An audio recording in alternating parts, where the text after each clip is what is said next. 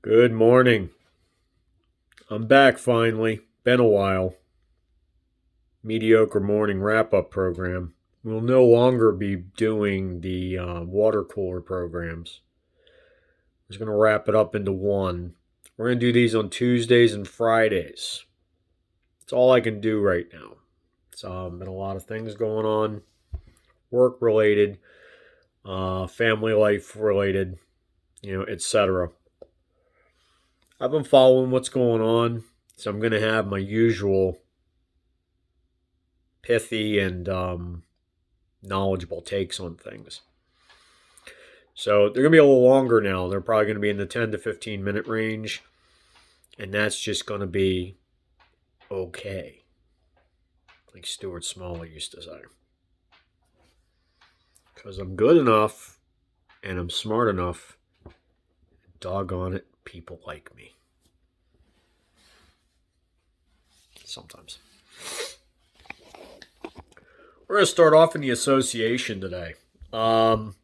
First round series of the playoffs are going pretty well as expected, mostly chalk. Lakers Suns are tied at 2. I'm taking the Suns in this series. The only games that have given the Suns trouble are where Chris Paul had the shoulder fall.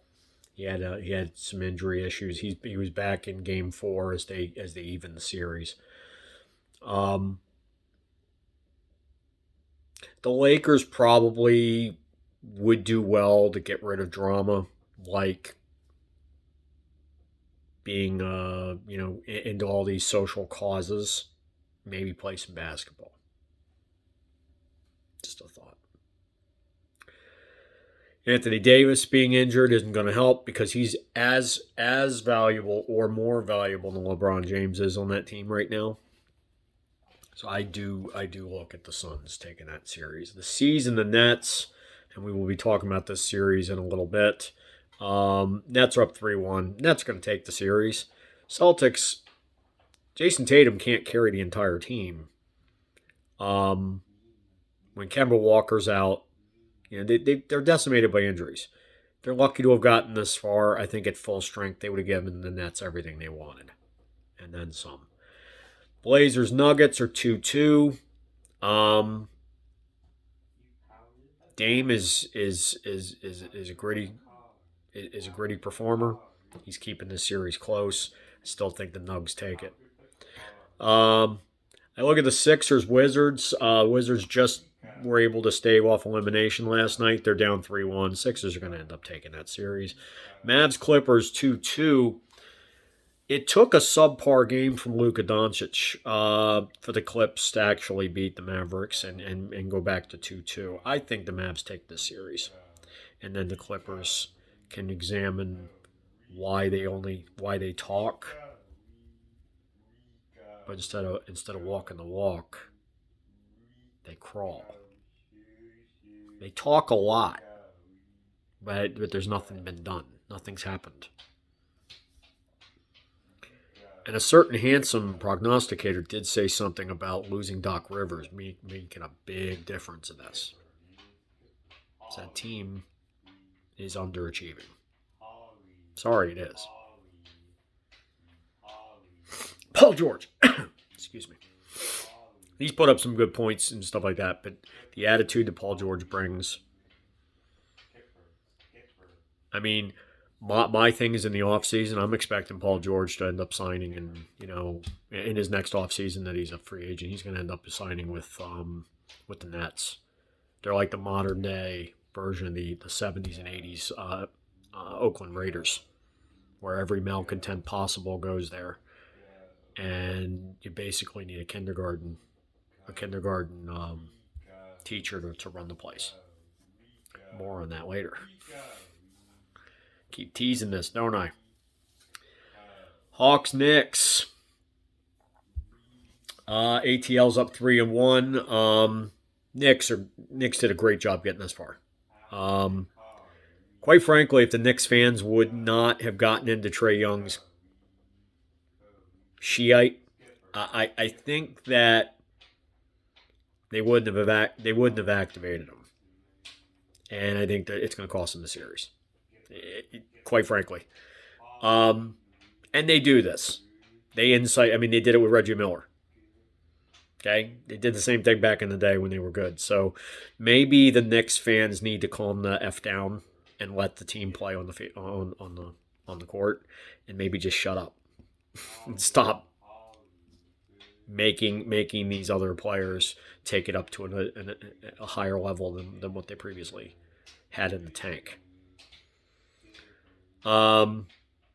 Grizzlies, Jazz, got Utah's up 3-1. They're going to take that series. And the Bucks had already dispatched Miami in 4. So Bucks look good. They look real good. Now, I've been teasing this a couple times. Got a news flash. Karen Irving, he's really pissed me off. I've had enough. This social justice movement, okay? I know I'm a white guy, so I'm not allowed to talk, but it's getting old. It's getting really old. You know, we look at these pampered athletes who make millions of effing dollars whining their asses off about injustices. Real and mainly imagined. Some real, mostly imagined. It's getting old. And sometimes justice is spelled with an ICE at the end. And sometimes it's just us. Okay, because they're not supposed to be held accountable for anything when they thug, when they do bad things. But other people always are. And when we see a video or something and we say, hey, it's instantly what I think it is, even though when I look at the video, I would come up with a completely different conclusion. It's a narrative. It's getting old. Now, the NBA hasn't realized that they're losing eyeballs in a hurry. And I've heard a couple of podcasts saying, oh, there's no way it's because of social justice. I got another thing coming for you. Yeah, it is. And if you want to, as a league, want to just focus on about 12 to 13% of the population, and you expect to keep that salary cap nice and high so all your pampered millionaires can make all the money you make, you better do some math. You better start doing some math real quick. Or hire some people that know how to do it, because you probably have an 8th grade education. Because you were pampered all the way through high school and promoted, even though you didn't know your butts from a hole in the ground. And you were promoted through college. Well, most of you didn't even, you went to college, took somebody else's scholarship, and then just freaking ran off like a little bitch, like you always have been. This is the typical player that I'm talking about. I've had enough. Okay? This world is rough and tough. And you just, all I hear is whining. And when I see that you make $20, $30, $40 million a year to chase a freaking ball, shut up. Seriously, just shut up. Had enough. Karen Irving, like his baby daddy, LeBron, like daddy, like son, he goes over to the C's logo, where he was a failed leader. He went there to be the man and couldn't carry a team by himself. And so then what he did was he wiped his foot across the logo. It wasn't accidental. Look at the video. Somebody throws a water bottle at him. The guy's going to get charged with a felony. Karen Irving, everybody supports him, because he's part of the brotherhood of whining bitches. That's what he is. Like baby father, is baby son. LeBron, you're progeny. Good going, buddy. Thanks a lot. And it's spreading. So NBA either gets their hands around this or becomes a 2nd or 3rd tier professional sports league. And I'll be over in the corner not giving a shite what happens. I will look at the game. I'll watch the games. I ain't giving you a plug nickel. Okay? And no, I'm not a Trumper or a big right-wing guy, and I'm not a racist. I'm sick and tired of the crap. I work for a living. I watch you chase a ball for $25 million a year and bitch and whine every damn minute of it. The fan, and sorry, by the way, KD, the fans have a right to talk. When somebody wants to criticize you, shut up. Listen. They're paying your salary. They have every right to have a discussion with you and to hold you accountable for something. So you got to shut up. And you're nothing but a whiny bitch as well. Had enough.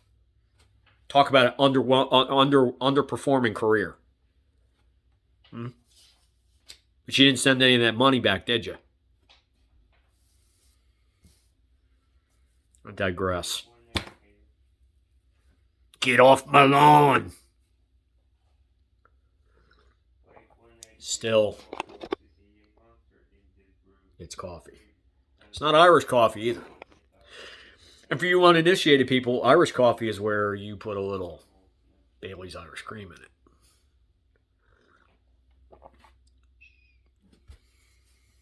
it. But I did not. Major League Baseball, a little less controversial because there's a lot less whining bitches in there. Kevin Pillar comes into a game last night. Was hit in the face by almost 100-mile-an-hour fastball. 2 weeks ago. Was he a whiny bitch? No. He was in the damn batter's box last night. That is a man. I give mad props to that man. Not only did he get in that batter's box, he didn't flinch. That first pitch was a slider on the inside corner. He didn't flinch. He got a base hit. He pulled a base hit. He didn't just like a little flare to right field. He's a right-handed hitter. He didn't just flare it to right field, just kind of barely hang in. He hit the ball hard through the hole for a second. I mean, not through the hole. It was a line drive to left field. That's a man. By the way, no to NBA players. That's what a man looks like. See, he was hit in the face with a baseball at almost 100 miles an hour. He had bruises all through here, broken nose, everything. 2 weeks later, was he managing loads? His ass was playing. That's a man.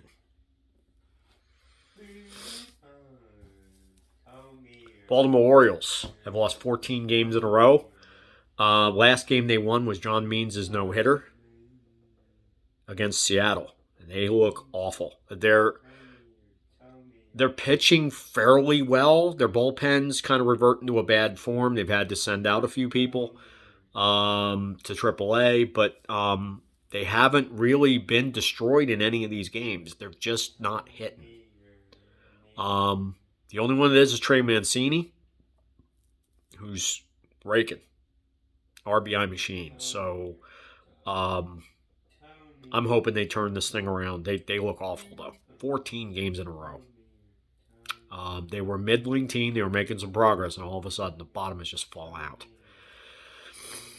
And then on the underwhelming side, number 2, the New York Mets. There's this guy. Throws 100-mile-an-hour fastballs into the 8th inning. His name's Jacob deGrom. You might have heard of him. He's like really good and stuff. He has an ERA under 1. He's only 3-2 with the Mets. And so my question to you, and I'd love to hear it in your comments, are we wasting Jacob deGrom? I mean, not we. Are the New York Mets wasting Jacob deGrom? I mean, how many more wins would he have in his career if he wasn't in Flushing? And it's funny they call it Flushing, New York, because it resembles a lot. I mean, the way the Mets have played resembles a toilet bowl that you would be flushing. You're welcome. I think there's 30 or 40 more wins in his career if he wasn't in New York. If he was pitching for the Yankees instead of the Mets, 30 or 40 more wins. I hope this is remembered when they go to vote on him to go to Cooperstown. And they will be. Because his win total won't be what it should have been. Especially if he stays there for much longer. NHL. The one surprise so far in the first series. Montreal just took out Toronto. in Toronto. In Game 7, they're gonna go to the North Finals. That was a really big shock. Montreal basically barely got into the playoffs. So they're going to go to the North Finals now. So that was pretty good. Another surprise was, in fact, Washington being pointed out in 4 against the Boston Bruins. That really couple of giveaways in their own zone that led to that happening, but Montreal just brought it last night. But I was talking about the own zone stuff was in the Washington series. All right, Champions League Saturday. Chelsea beat Man City 1-0. They've got it's one of those things. It's a matchup issue.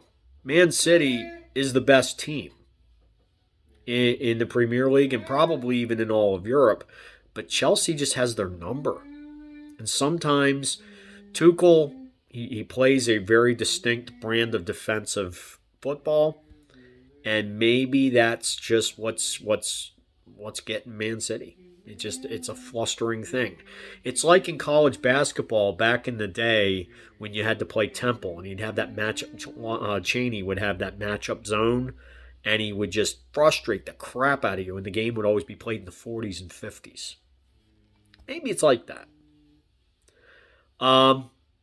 As it relates to the Premier League, Man City has lost a couple of players. Sergio Aguero and one of their defenders, Eric Garcia, have now signed with Barcelona. Kevin De Bruyne was badly injured in the Champions League final. He will not need surgery. And they are attempting to land Harry Kane from Tottenham this summer. They're having to put a deal together, probably a player swap and some cash. And in Premier League managerial, there's a lot of managerial news going on. Pochettino looking to leave PSG, Paris Saint-Germain in Paris, to go back to Tottenham, where he used to coach. Why, I don't know, but he's asked for his release to go there. He wanted to go there or Madrid, but Madrid got filled because Real Madrid is bringing Carlo Ancelotti from Everton. He did a great job at Everton, but Carlo wants to go where there's money, where there's resources.